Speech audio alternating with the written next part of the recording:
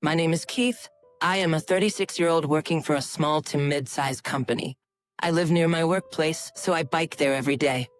Figured if I'm gonna ride, I might as well do it right, so I bought a road bike and make it a point to ride along the spacious riverbank. I've totally fallen for the charms of cycling, but there's another reason I take the riverbank route. It's because of a woman who sits on a bench by the riverside. I first saw her about a month ago. I was taking a different route to work, the one that goes through this riverbank. The breeze feels good, and I even see runners out for their morning jogs, a perfect little refresh before work. I was thinking of making this my regular route. As I casually looked over the river, that's when I spotted her. A woman sitting on a bench. It was fall, getting colder, but she was in unusually light clothes for the season. She seemed a bit chilly, but was deeply engrossed in her knitting. At first, I wondered what she was making, but as soon as she had knit a little, I instantly recognized it was a heart-shaped piece. How did I know? Because there's a significant history between knitting hearts and me. I still have a Yarn It Heart mascot attached to my bike key. It was a gift from my first love and girlfriend, Sarah. Granted, I got it over 20 years ago, and it's pretty worn out now. Back in middle school, Sarah was my very first girlfriend. Of course, being broke students, our dates were mostly hanging out in the park or talking for hours in a cheap diner. But I had the time of my life. Sarah, with a round face that suited her short hair kit and cute dimples when she laughed, was incredibly adorable. So I did a bunch of silly stuff just to make her laugh. Looking back, it's kind of embarrassing, but I was dead serious back then. She always played along, and she even gave me handmade chocolates for Valentine's. Man, was I happy. I had a bad reaction to those chocolates and spent a lot of time in the bathroom, but that didn't matter. Sarah was skilled with her hands, but seemed to struggle with cooking. However, her knitting skills were top-notch even in middle school. She was always knitting something. Sometimes she'd even bring her yarn to class and knit during breaks, which led to teachers scolding her or confiscating her materials. So when she gave me this heart mascot, I was over the moon, even more than when I received the Valentine's chocolates, because she had knit this heart just for me. I was grinning so much that day, I must have looked ridiculous, but it made Sarah crack up. Everything with Sarah was a first for me. I genuinely loved her, and I thought we'd always be together. Our first date, the first gift, and our first kiss.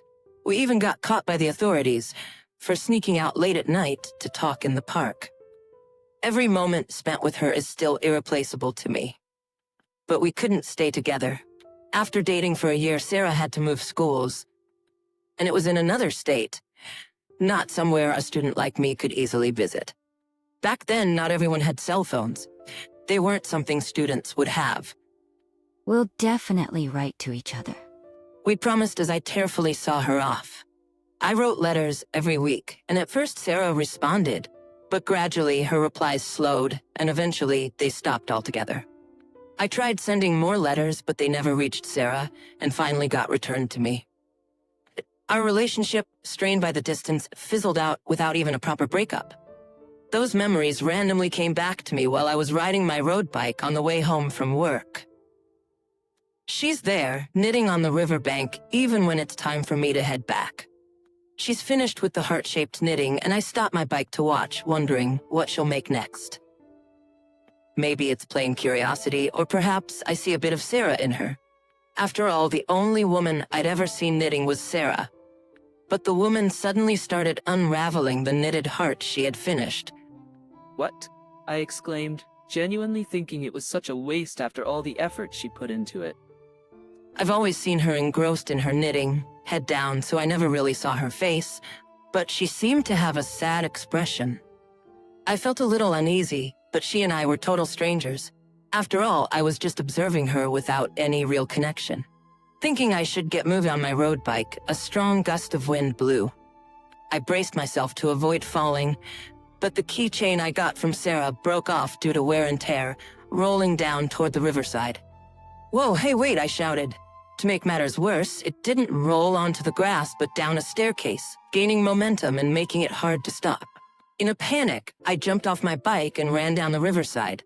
I couldn't lose the precious gift from Sarah. From that rush of emotion, I yelled out loud. It was when I looked up after catching the mascot that luckily stopped near the bottom of the stairs. I caught her eye when she turned towards me at the sound of my loud voice. The first expression I saw in her, though she was skinny and her hair grown out, she looked just like Sarah. The first expression I saw on her, though she was skinny and her hair grown out, she looked just like Sarah. Sarah? She gasped softly, eyes wide. Her face seemed to ask, "How do you know my name?" And then her eyes shifted to the mascot in my grasp. No way, is that you, Keith? Her recognition confirmed to me that she was indeed Sarah, and I found myself frozen for a moment. Well, of course, I thought she looked similar, but I didn't think she was the real deal. Long time no see? You don't look well, though. I knew I had to say something, anything, so I forced out the words. But it seemed I stepped on a landmine. Yeah. A bit of a rough patch. The reunion after such a long time felt awkward. Thinking to break the ice as evening approached, I decided to walk her home. Maybe like old times, we could chat about the past. If we walked home together like we used to, we might be able to share some old stories. But then I heard Sarah's bombshell. I don't have a home. The cozy atmosphere turned super awkward. Caught off guard, I blurted out, "What do you mean, you don't have a home?" What a spur-of-the-moment question. Sarah, with a self-deprecating tone, confessed, "Actually, after I moved, my parents got divorced. Neither of them wanted to take me in, so I ended up in a facility.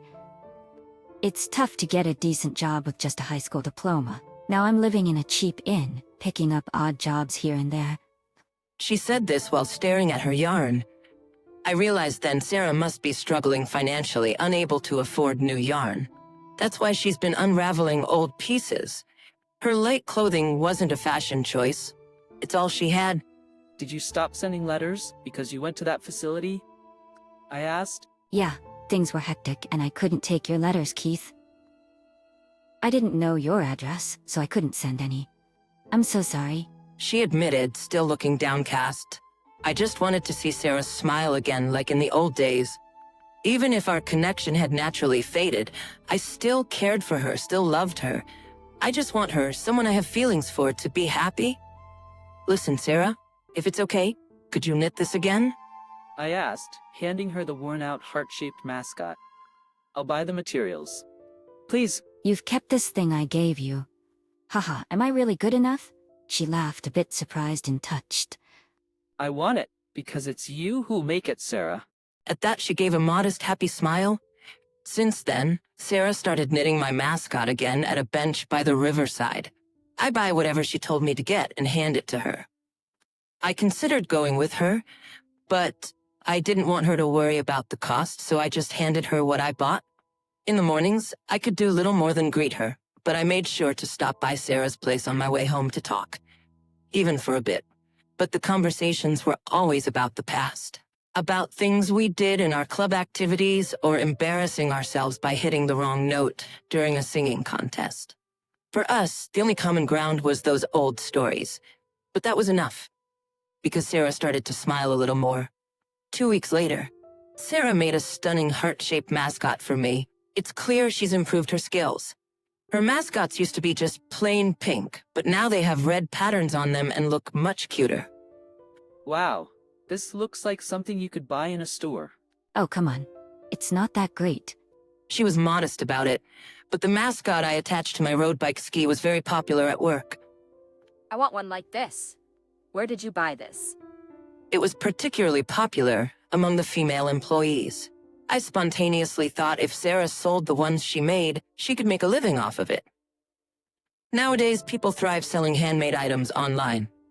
With some yarn, Sarah's creations would definitely sell. I was sure of it, partly because of my business intuition. So when I suggested this to Sarah, I can't do it. Why not? It was a hit with the women at work. The problem is, I don't have an address. It hit me then. Even if she made and sold the products without a permanent address, there would be no place to list for returns. She would be in a bind if there was a mistake or a return. I wish I could make a living off of knitting too, but reality's tough. How about renting an address? I suggested that to Sarah, who was downcast. Many people these days don't want to use their home address, so there are services where you can rent one monthly. I didn't know that, but I don't have the money. I'll cover the costs for materials and such.